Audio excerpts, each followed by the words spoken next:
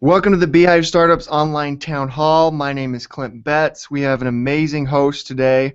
We have Sara Jones, who is the co-founder of the Women Tech Council, also the founder of the technology consulting firm Affinity.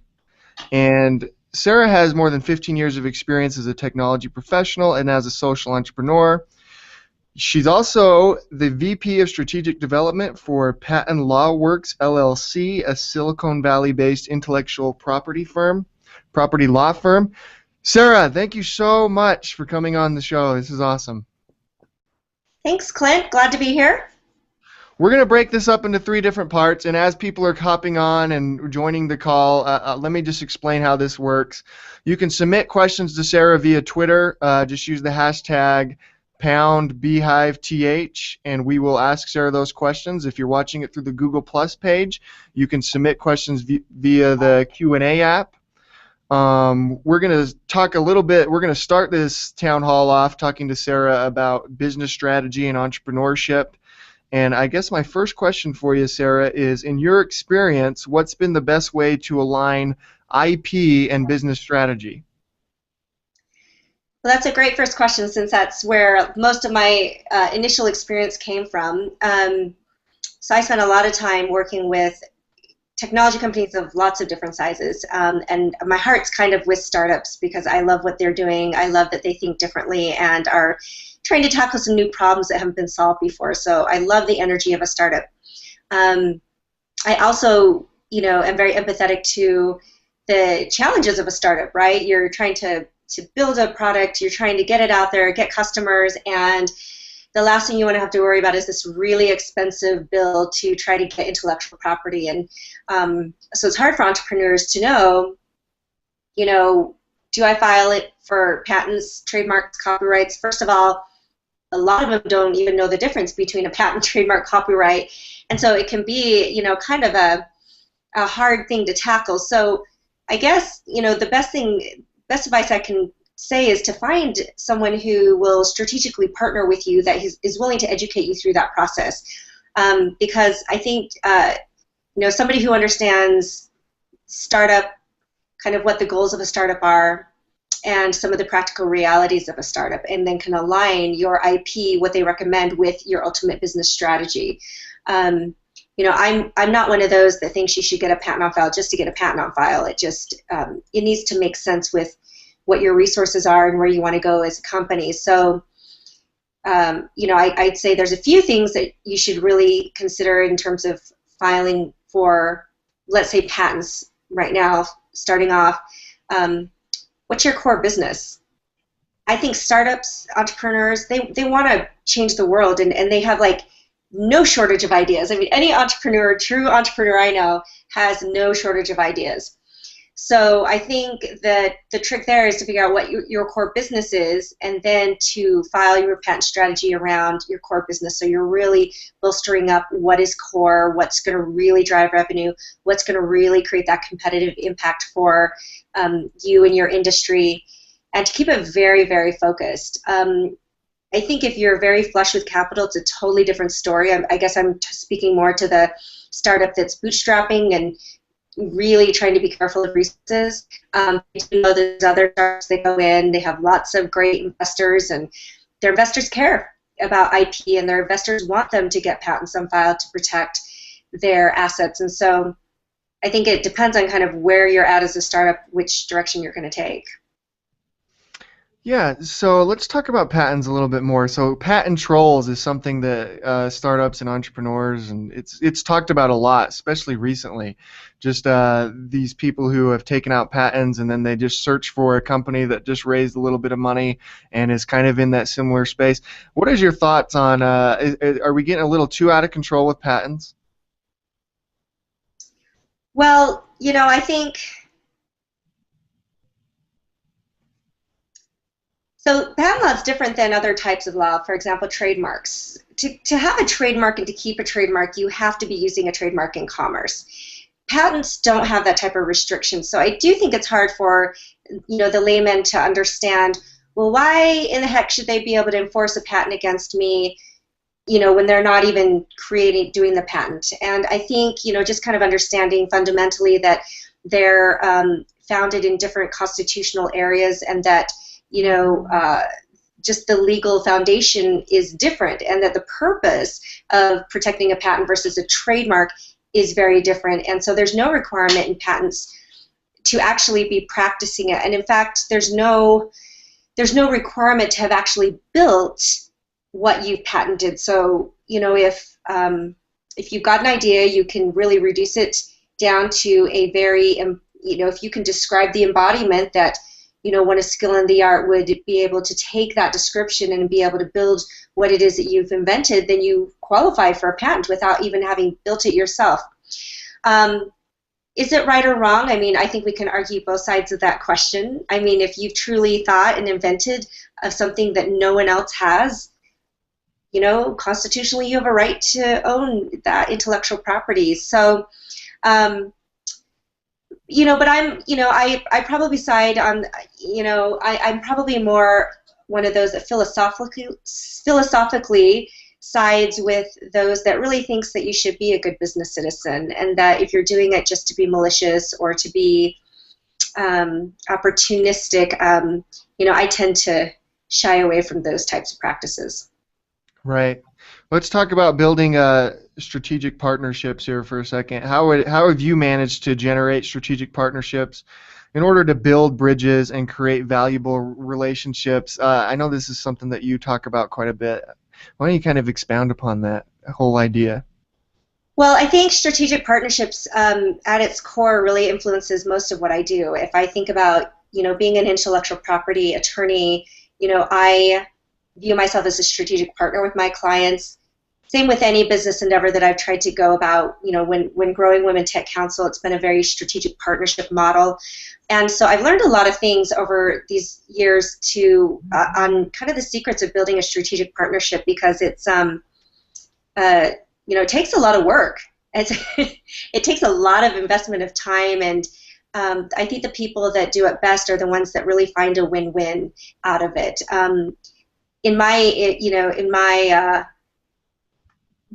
dictionary, there's no strategic partnership that's very one-sided. A strategic partnership always has two sides, or maybe even multiple sides, right? And every side, it has a winning piece of what's happening. Right.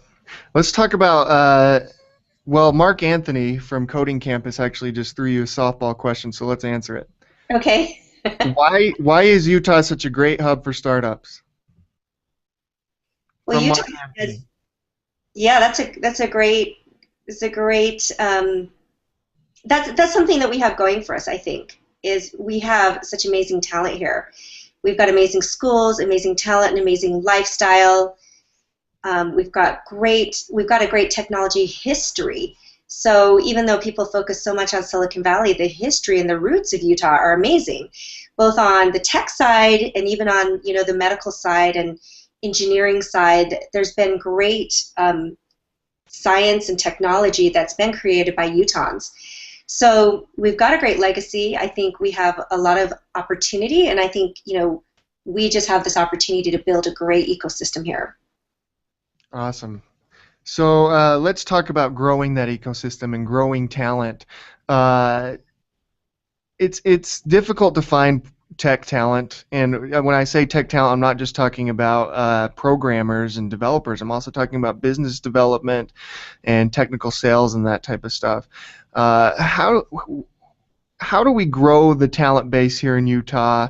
And once a company hires a programmer or a business developer or something like that, how do you continue to grow that talent and get the most out of it?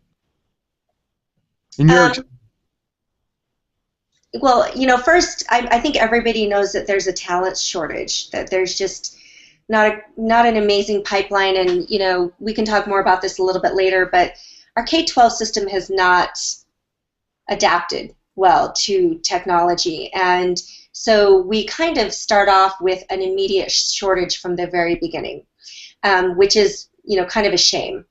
So I think what we have to do is look at the fact that more than half of the people that I meet on a day-to-day basis that are in Women Tech Council or through intellectual property and all the tech companies that I'm speaking with and all the people I interact with, probably about half of them somehow fall into tech. or they're influenced by someone to go into tech. And so I think we can't underestimate the value of talking to people about the great opportunities there are, because I'm still amazed that there's so many people that don't really, they either think tech is being that programmer that, is coding all the time, the Mark Zuckerberg types from the Facebook movie. They don't realize that there's really all of these opportunities to get connected to a technology role that does not require being that back-end programmer. And I think the more we talk about it, the more we help people understand how they can entree into the industry, the more we'll start having great people come in. I mean, there's already great people. So I guess my second point is that if you've got great people in your company, give them opportunities to grow. I like to tell people to grow their talent from within, because a lot of people can gain technical and technology skills, and then who knows where that will lead when you give them that opportunity to grow their skills and their talents. Yeah, that's interesting. So Aaron Gunderson from ClearLink, he does something at ClearLink, who knows what, I don't really know what he does. So I don't know his title, but he has a question for you.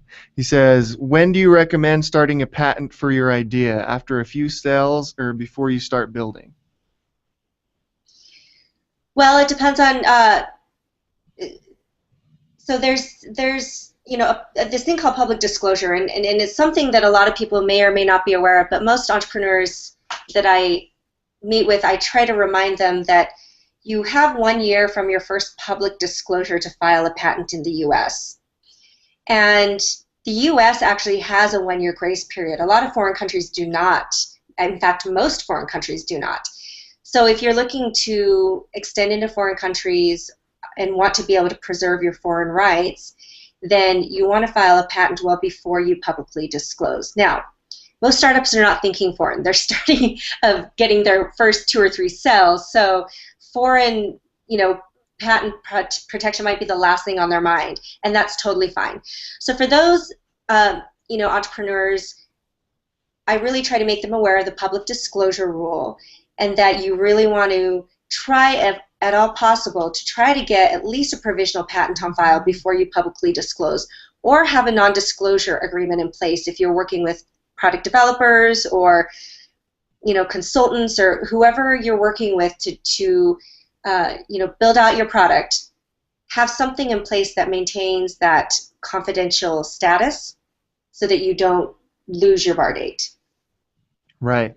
And so I think I do know what Aaron does. I think he's the content marketing manager over there at ClearLink. So shout out to ClearLink. And Aaron, thanks for the question.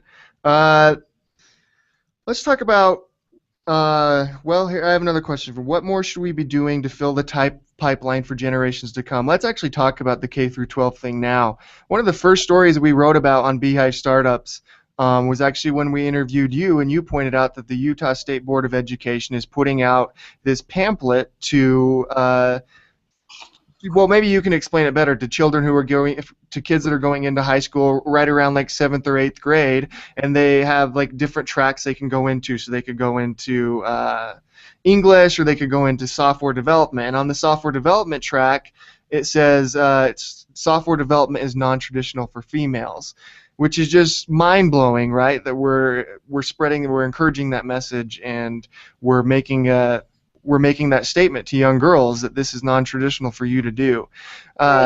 What should we be doing? What do we need to do to make things better in that area?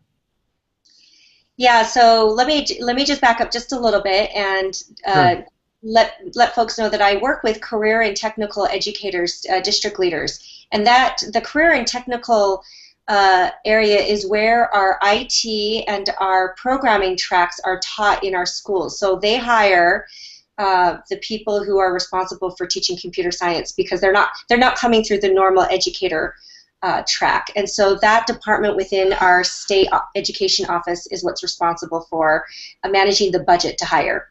And I'd like to say it was a pamphlet, but that would suggest that our education system knows how to market to our students around career pathways. I don't mean to be negative, but I do think that school systems could do a better job of letting them know what career pathways are available to them, not just in the terms of career pathway, right? Because if I show somebody a programming pathway and say, you've got to take these, or network administration and database administration and all of these classes to get, kind of an emphasis in computer science computer programming in K-12. I'm 15 years old, and how does that connect to me and what I care about as a 15-year-old? And so I do think we can do a better job, parents, adults, us in the community, to message better to students why they want to do a computer programming track. But on that note, they do have a career pathway document that shows kind of the curriculum that you would take. And on this document that they give to students, it says, for the computer programming, it has three or four bullets. The ones I remember are high paying, high demand, non-traditional for females. So I looked at that document and I said, well, wow, they were saying that 20 years ago when I was considering going into engineering, and I ended up doing engineering, but I knew that I was going into an industry that had very, very few women, and I knew that I was kind of like going against the grain, and just, I was comfortable with that. And we have to remember that most girls are not socialized to be comfortable with doing something that's not mainstream, right? And that when they see something like non-traditional for females, what does it message to them? First of all, it's positioned as a non, right? It's positioned as a negative just coming out of the chute. It's non-traditional for females. Well, anyone in marketing would know that you can just say the same thing by shifting the language to a more positive without immediately instilling that negative perception with whoever's reading it. The other disturbing thing was the fact that when I mentioned it in front of all of these educators, and even somebody from the state office was there, they said, oh, I didn't even know that was on there. So that should be disturbing to us all, that, it probably was an oversight. They probably, were saying we want to keep girls from entering programming and IT, but it still sits there, and that's the thing that I think worries me is that we're not deliberately looking at what we're messaging to our students.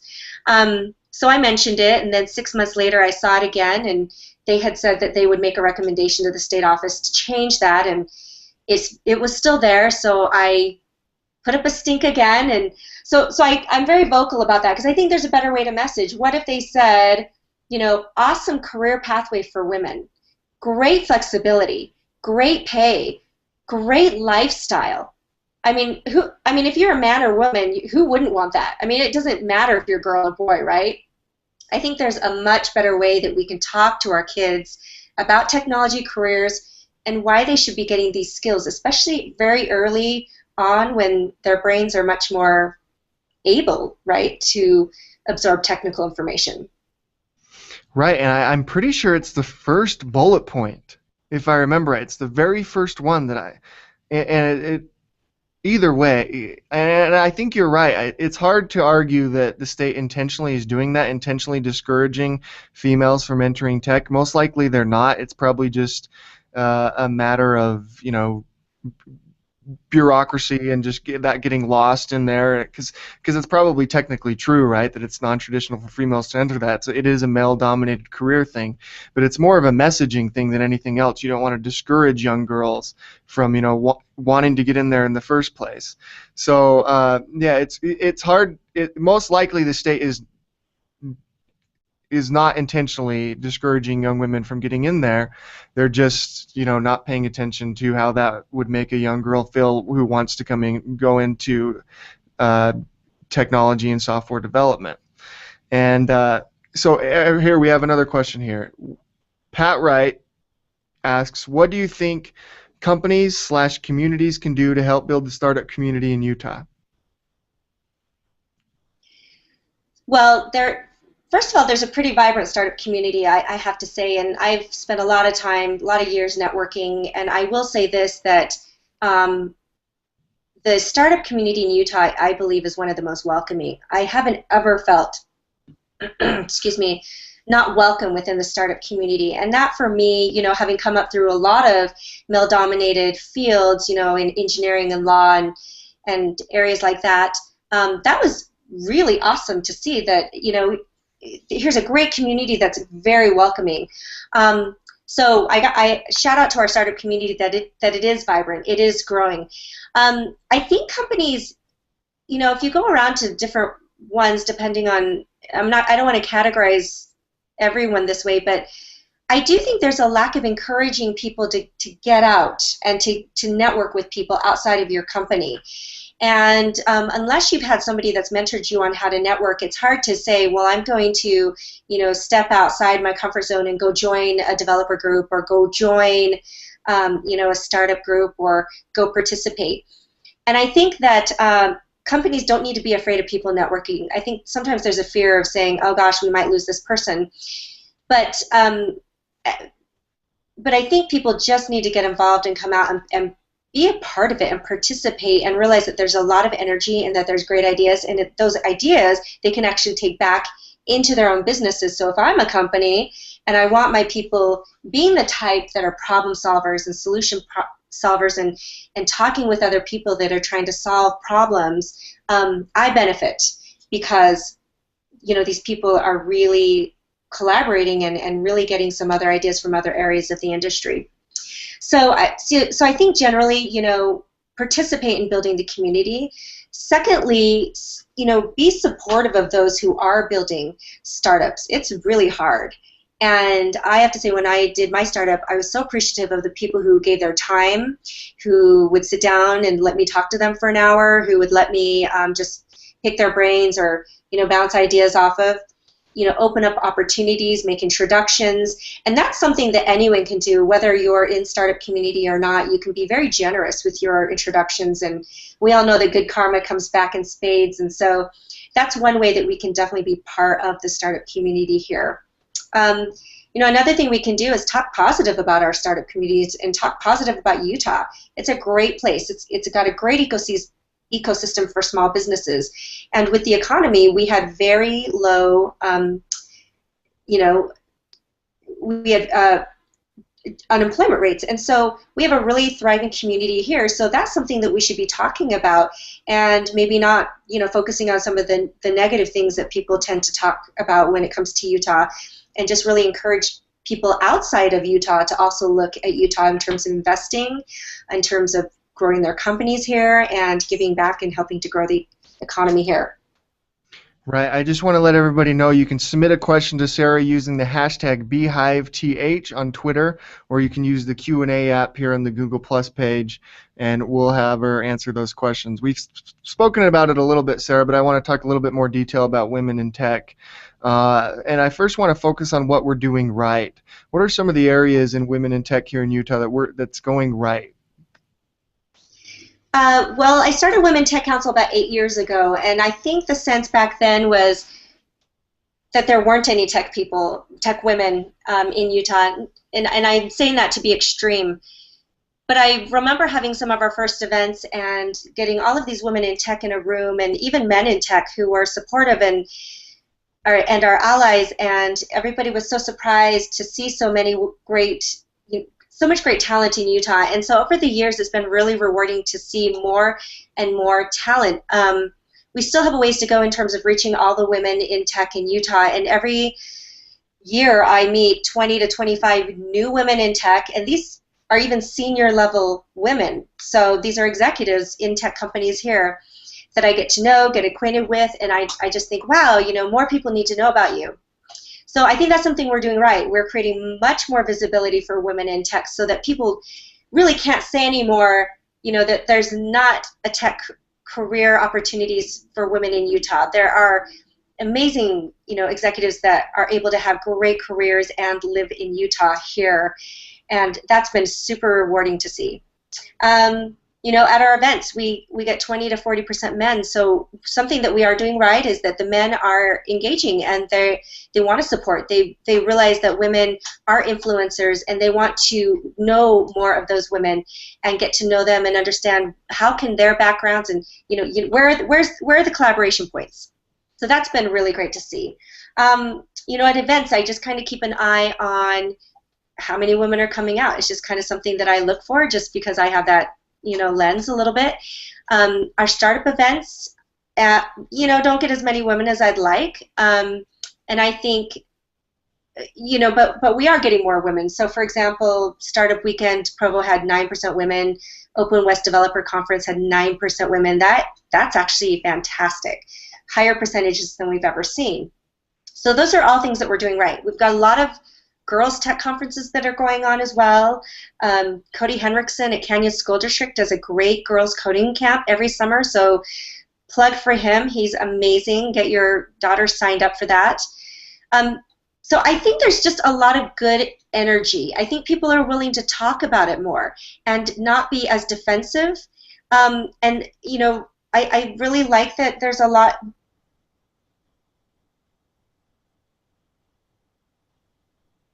Did, did we lose you, Sara?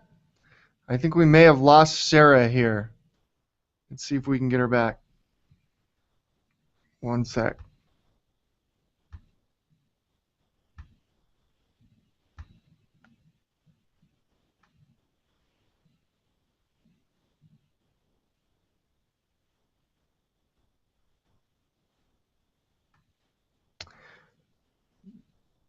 We probably lost Sara here, her connection. We'll get her back online here in one sec.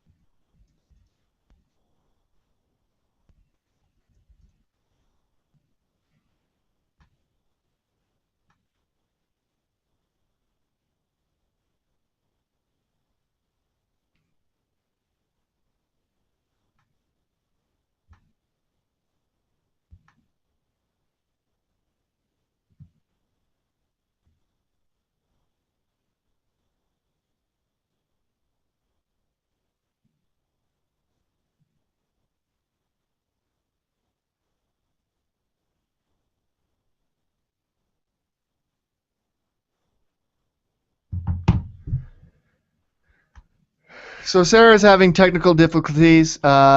We'll come right back on here in just a second.